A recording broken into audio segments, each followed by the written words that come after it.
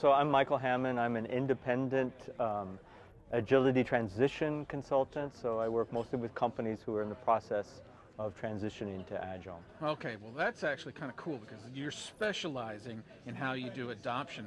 And I understand that you have worked with a couple of companies that we're actually somewhat familiar with. What's the hardest thing about trying to get companies to actually, adopt Agile? What's the experience? How do you bring companies in? Well, interestingly, it's nowadays, Agile's become such a buzzword that oftentimes it's getting companies to slow down a little bit. And sometimes they hear that it's kind of a silver bullet, they hear other companies are doing this, so they want to do it. And so I think the hardest thing is to get people to think about this holistically, instead of just focusing on projects and that kind of thing. Going back to your original question, it's really about taking small steps, and that these small steps accrue in surprisingly and quite amazing ways. Actually, so that brings up an interesting distinction that you almost said, so I want to put words in your mouth and see how you like them. It's not about Agile projects, it's about Agile teams. Well, yeah, I think so. Although that's a bit tangential, but I think it's worth pointing out that in adoption efforts that I've been involved in that have been successful, the focus has been on setting up teams so that rather than having disparate projects, the project ends and the team dissembles, and so we have total chaos in terms of the whole management of the projects, of the project portfolio.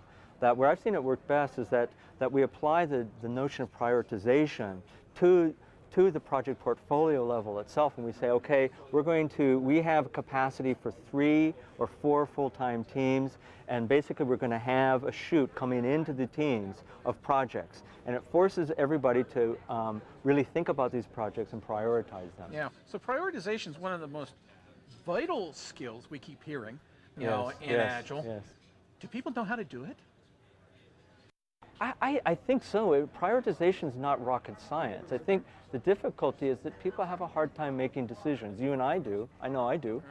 It's tough to make decisions, and it requires a kind of a discipline and a kind of a practice that can best happen when we are collaborating together.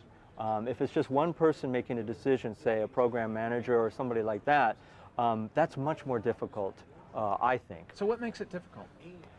Again, it's the whole issue of trying to decide. We have an enormous number of unknown variables, and yet the result is dependent on the performance of those unknown variables. And so, really going back to Suriki's talk this morning about involving people and bringing people together to talk about these things. And so, there's a whole set of practices from organizational development that have been used for the last 20 or 30 years that for whatever reason hasn't quite caught on in the whole Agile movement, which I believe needs to catch on.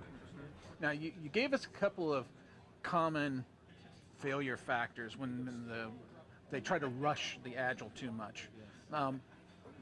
Give us another 1 or 2 things that you have seen in your experience where these are one of the major missteps that companies do when they try to do Agile.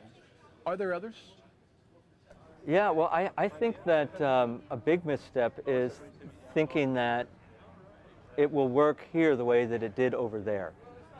So there's this whole business of importation of best practices, which is really kind of in the soup of the whole high-tech industry, that if they did something over there and it worked, then we can do that here. And when it comes to software platforms and tools and that kind of thing, yes, maybe that's true. But when it comes to something that is really about culture change, which is what Agile is about, I would be more careful, and I see that really as a kind of a dangerous precedent, because that's when people think of it, the managers think of it, okay, this is a machine, once it's set in motion, I can step back and ignore it, and boy, things go down quickly after that. Yeah, thank you so much. You're welcome, really thank you. Appreciate it.